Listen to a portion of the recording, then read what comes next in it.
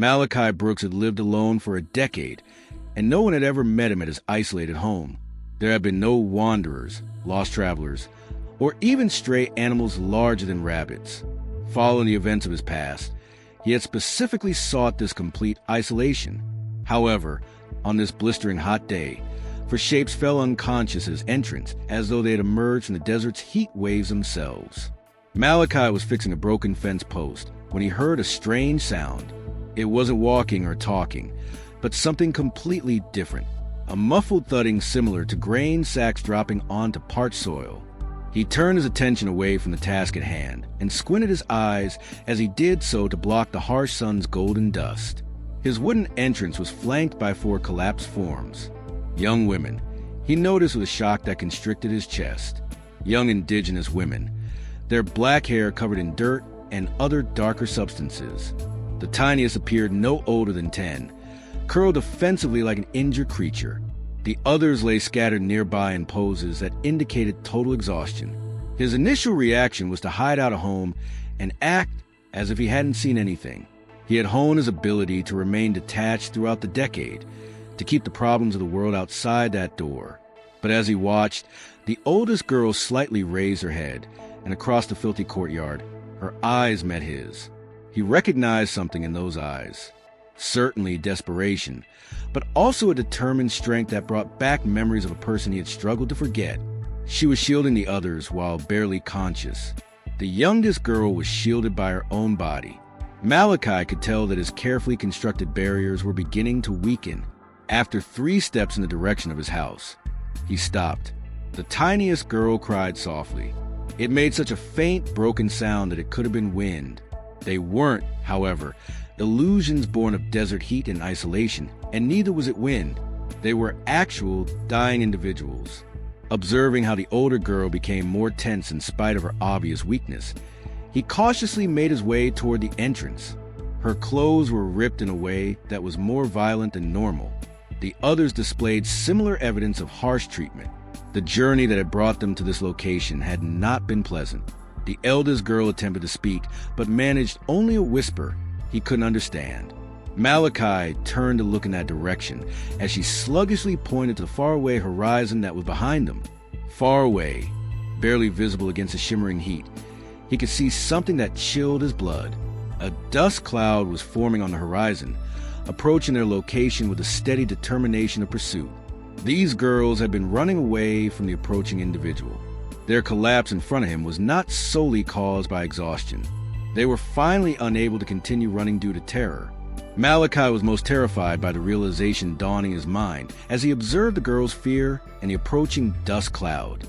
Whatever they were escaping had followed them to his refuge, to the single location on Earth he believed was protected from the violence that had forced him into isolation. His decade of tranquility was ending. He was told by something that there would be no way out this time. After 3 years, Malachi made his entrance for the first time.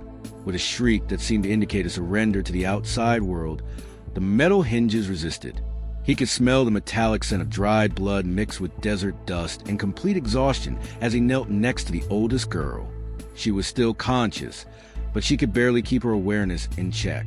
From a distance, he could see that she was probably 16 and had sharp, dark eyes that, despite her weakness, followed his every move.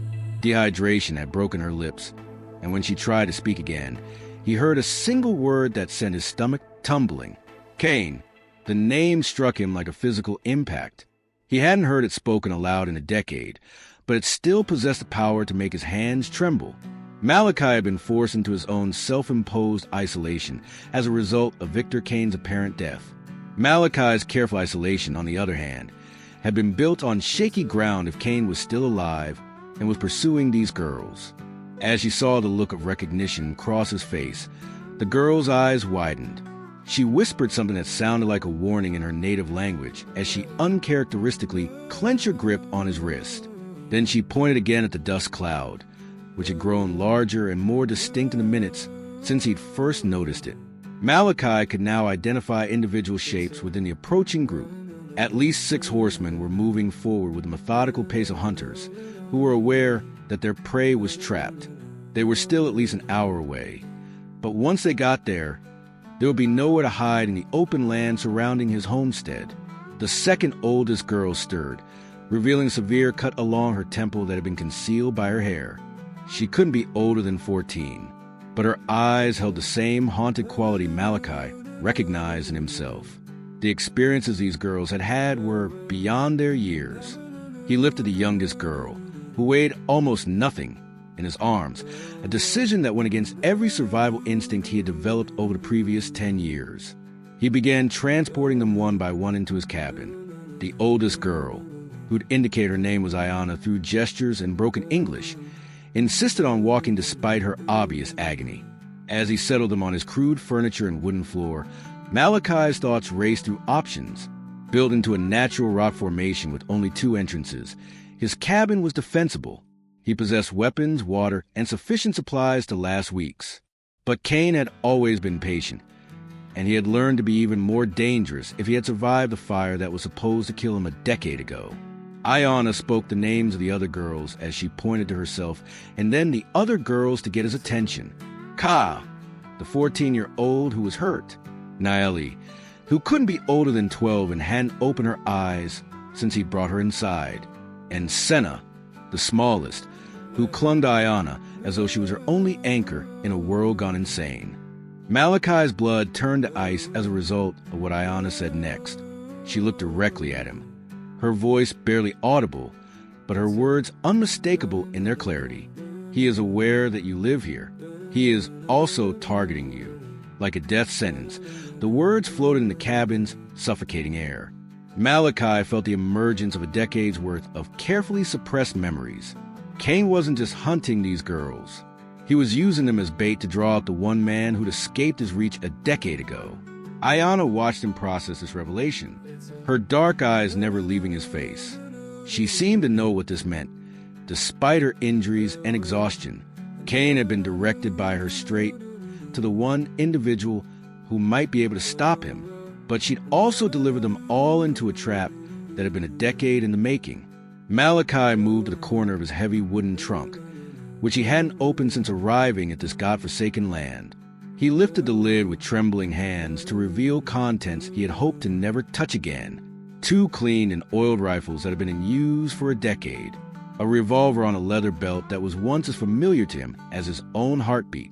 And at the bottom, wrapped in oilcloth, a bundle of wanted posters bearing his own face from another life. Ka stirred on his makeshift bed, her fever-bright eyes focusing on the weapons. She said something in her native language that sounded like a question, and Ayana translated in halting English. She inquires whether you actually killed 30 men in Copper Ridge. The number was not accurate. He wasn't going to change the record to reflect 43. He checked the action of the rifle instead, muscle memory taking over despite the years of inactivity. He did not remember the weapon being so heavy, weighed down by the number of lives it had taken in previous lives. He could hear the faint sound of hoofbeats carried by the desert wind as the dust cloud outside had grown close enough to him. Cain was not trying to conceal his strategy. He wanted Malachi to know he was coming, wanted him to have time to remember everything that had led to this moment. The fire, the screams, and the decision that had afflicted him for 10 years and forced him to flee. Malachi could tell right away when Naeli finally opened her eyes that the other people were so protective of her. Despite the horrors they had endured, there was a childlike innocence there. She looked at him with simple trust, as if she'd already decided he was going to save them all. However, the youngest, Senna, appeared to be more aware of the approaching danger than any of them. She pressed herself against Ayana and whispered something that made the older girl's face go pale. Ayana looked at Malachi with new urgency. She claims that the evil person informed her that he was going to make you watch before killing you, that you took something from him that can never be replaced. Malachi shut his eyes and allowed himself a brief moment of recall. The woman's face, whom Cain had loved, the woman whose demise had sparked their conflict. Despite his best efforts, Malachi had failed to save the woman.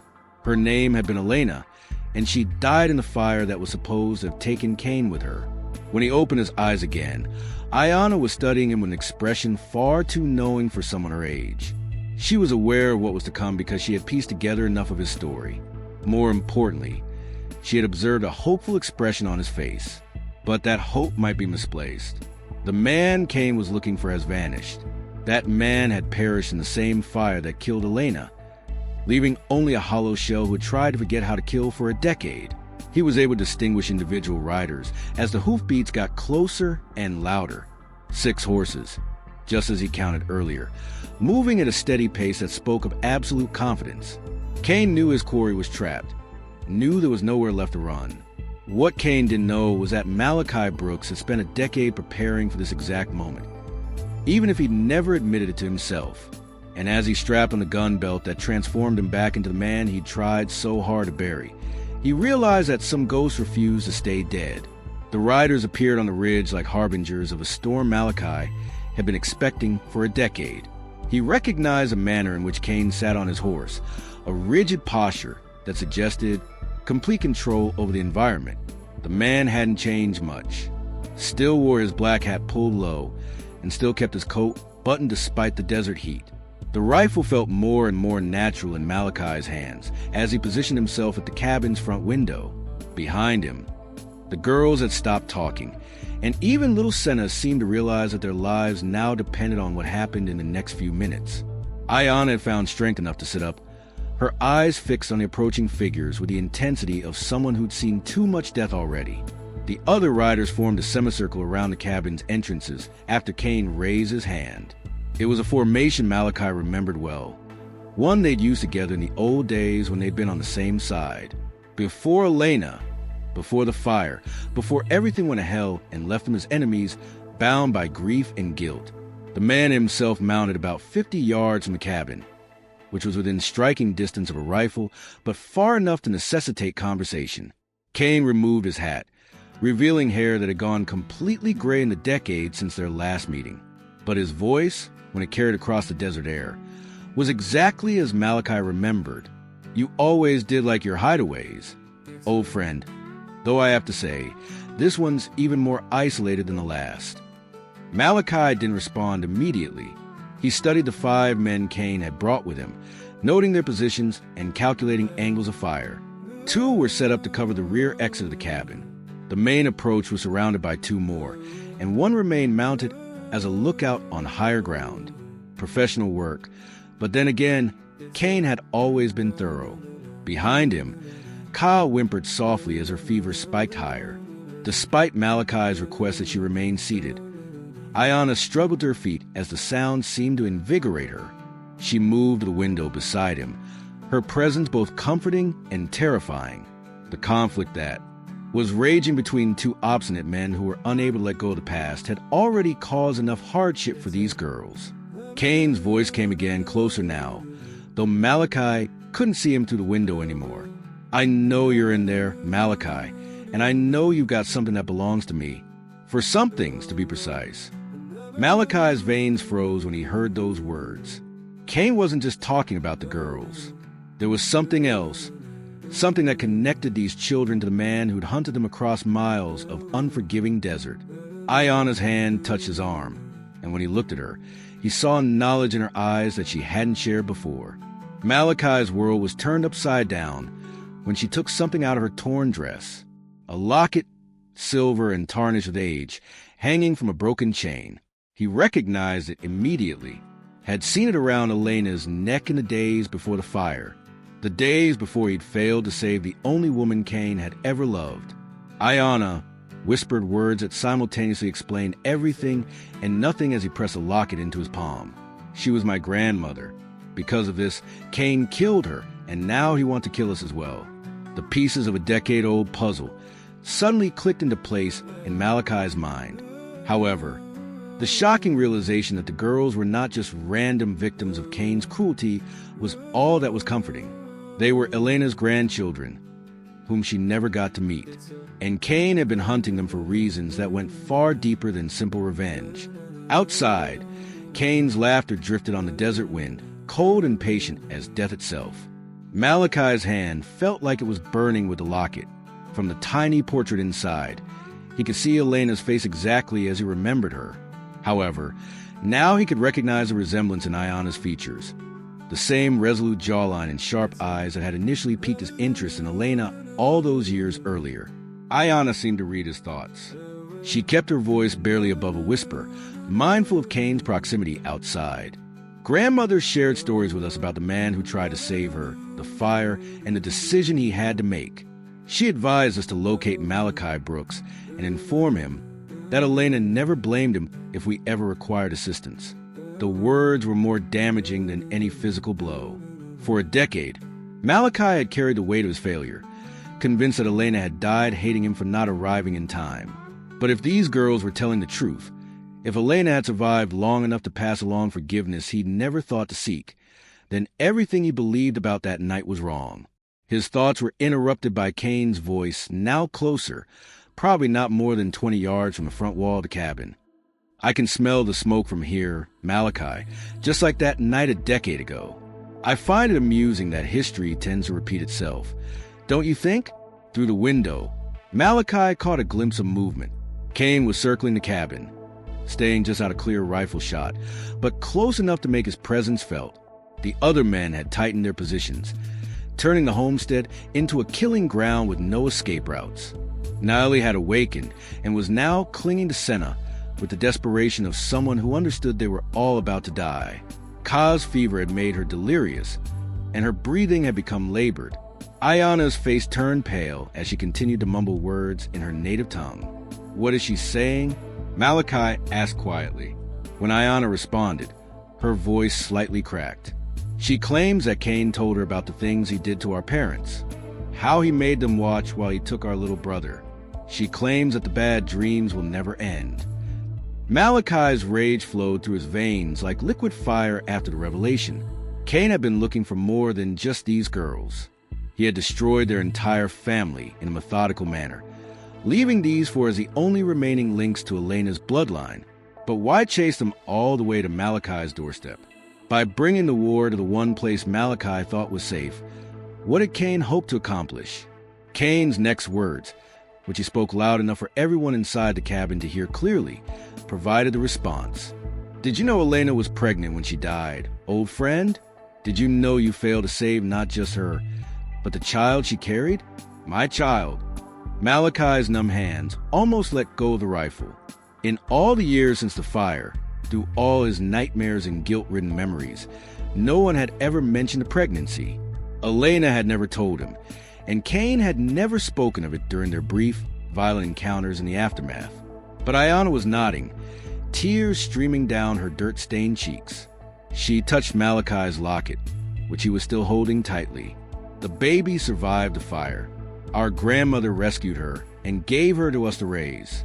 Our mother was Cain's daughter, and now he wants to finish what the fire started."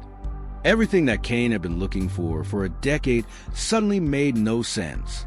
He wasn't just seeking revenge for Elena's death. He was attempting to destroy the one thing Elena had managed to save from his initial rampage by erasing every trace of the family that had emerged from the ashes of that night. Something metallic banged against the wooden wall of the cabin outside. Then came the unmistakable smell of coal oil seeping through the gaps in the logs. Cain was getting ready to finish what he had begun a decade earlier, and no one inside would be able to escape this time. Malachi, on the other hand, realized that Cain had made a crucial error as he checked the action of his rifle one more time. He'd given Malachi something worth dying for again, something more important than his own carefully guarded isolation.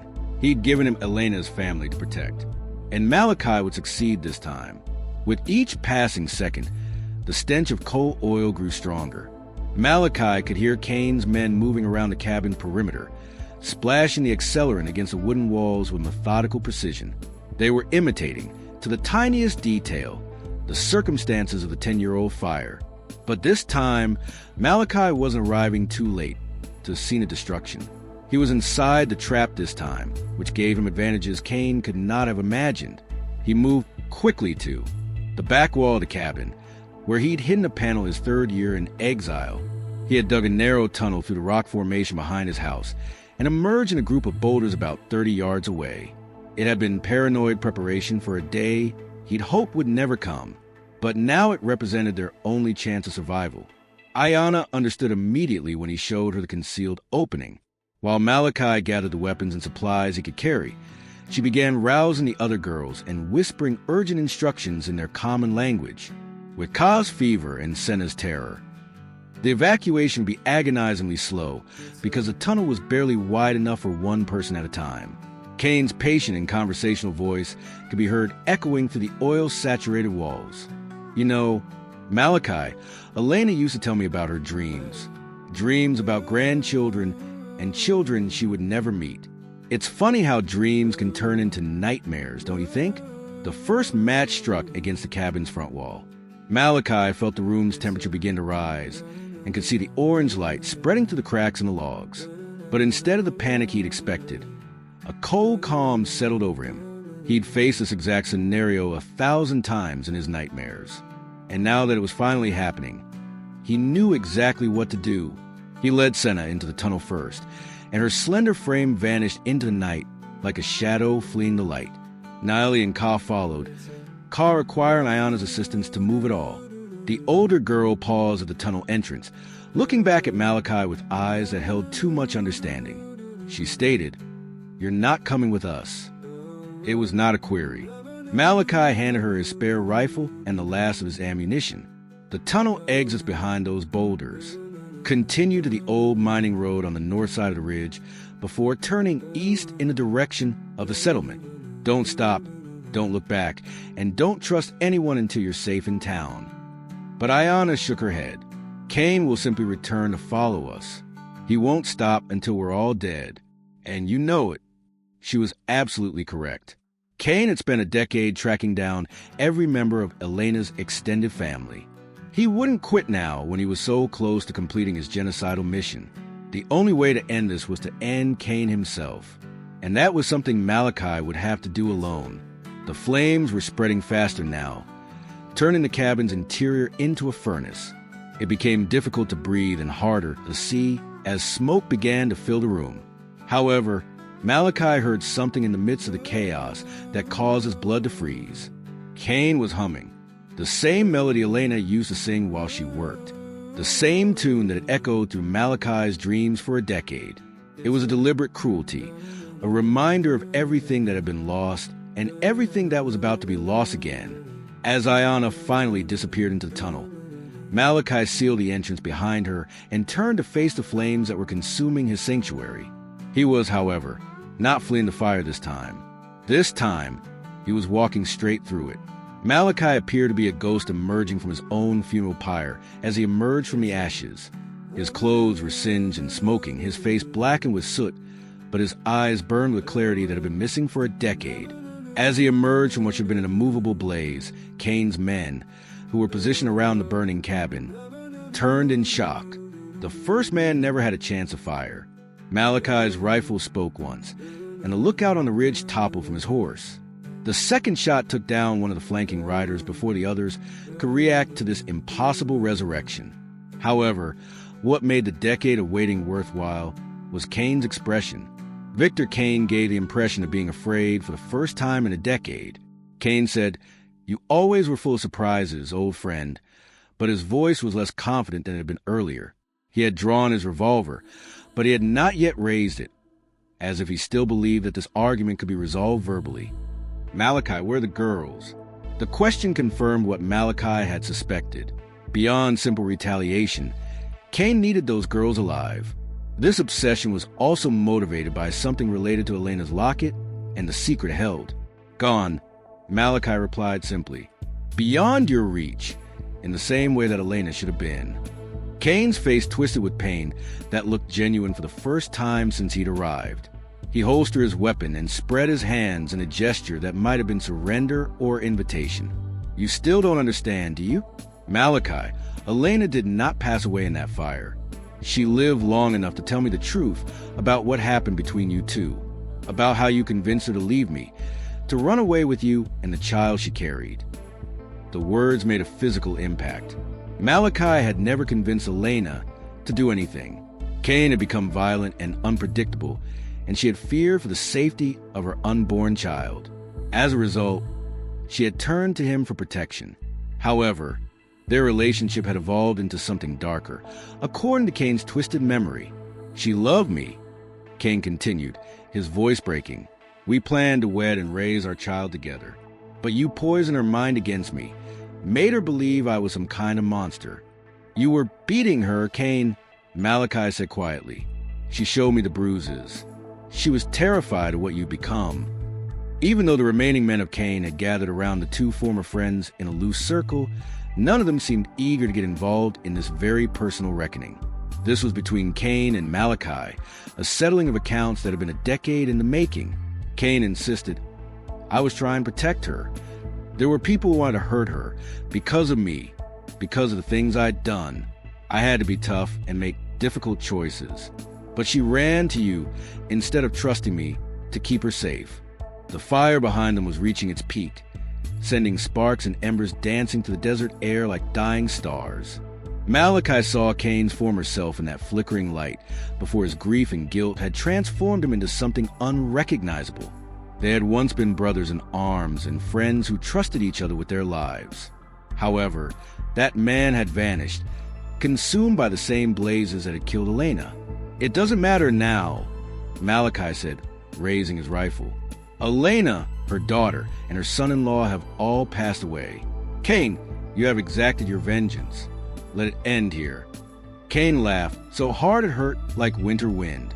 Oh, but it's not over, old friend. You see, you don't know anything about those girls. Something that Elena said to me as she passed away in my arms. Something that alters the entire situation.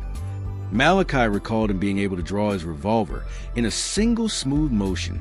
However, Cain pressed a barrel against his own temple rather than aiming it at his old friend. Malachi, the child that Elena carried wasn't yours. I owned it. These girls are not simply her grandchildren. They are also mine, and I'd rather see them all dead than let them grow up believing the lies she filled their heads with. The standoff lasted only seconds, but in that frozen moment, Malachi saw everything with perfect clarity. Cain's premeditated malice, not despair, was already making him press harder on the trigger. He planned to kill himself and leave his men with a directive to find Elena's granddaughters in order to finish the job he had started. Even in death, Cain would have his revenge. However, Malachi's decade of isolation had taught him something that Cain would never understand. Sometimes, acting without hesitation, mercy, or regret is the only way to say what you love. His rifle cracked like thunder across the desert, and Cain's revolver flew from his nerveless fingers before he could complete his final twisted act of vengeance. The man who had terrorized Elena's family for a decade dropped to his knees, clutching his shattered wrist, his face a mask of shock and pain. Cain's remaining men raised their weapons, but Malachi was already moving, using the burning cabin as cover while he reloaded. Two more shots echoed across the wasteland, and suddenly the desert was quiet except for crackling of flames and Cain's labored breathing. You should have killed me when you had the chance. Cain gasped, blood seeping between his fingers. Malachi made a cautious approach, aiming his rifle at the man who had been the subject of his nightmares for a decade. Maybe, he suggested. However, Elena would not have desired that. She has always held the belief that people can change and find redemption even in the darkest places. Cain's laugh turned into a cough that sprayed blood across the dusty ground. She was always too lenient and ignorant. That is what caused her death. No, Malachi replied quietly. Your inability to let go of your anger was what got her killed, just like what's about to get you killed now. But instead of pulling the trigger, Malachi did something that surprised them both. He lowered his rifle and walked away, leaving Cain bleeding in the desert dust. The last physical evidence of Malachi's decade-long exile was taken with it as the cabin collapsed behind them, spewing sparks and burning wood. Malachi found the girls exactly where he had told them to wait 3 hours earlier. Ka's fever had finally subsided after Ayana safely transported her sisters to the old mining road. They were alive and together, despite being filthy, exhausted, and traumatized. When Malachi rode in with 4 injured children and a story about bandits attacking homesteaders, the sheriff of the nearest settlement didn't ask much. When they discovered Cain's body the following day, it told its own story of a violent man who had finally met his match in the harsh desert. 6 months later, Malachi observed Ayana assisting her sisters with their lessons from the doorway of a small house on the outskirts of town. He had been officially appointed as their guardian by the territorial government, and for the first time in a decade, he had a family to protect and a goal other than simply surviving. On the mantelpiece, Elena's locket stood proudly, but it no longer represented his failure. Now it reminded him of the promise he'd finally been able to keep, the second chance he'd never thought he deserved. He was now referred to as grandfather by the girls, a title that had more weight and significance than any name he had ever been given with a gun. He could also sometimes swear that he heard Elena's peaceful voice carried by the desert wind in the evening light, coming through their small windows. If you enjoyed the story, click the video on your screen now to watch another unforgettable tale where destiny and courage collide in ways you never expected. Don't forget to subscribe and give us a shout if you want to see more stories like this one. Your support means everything to us.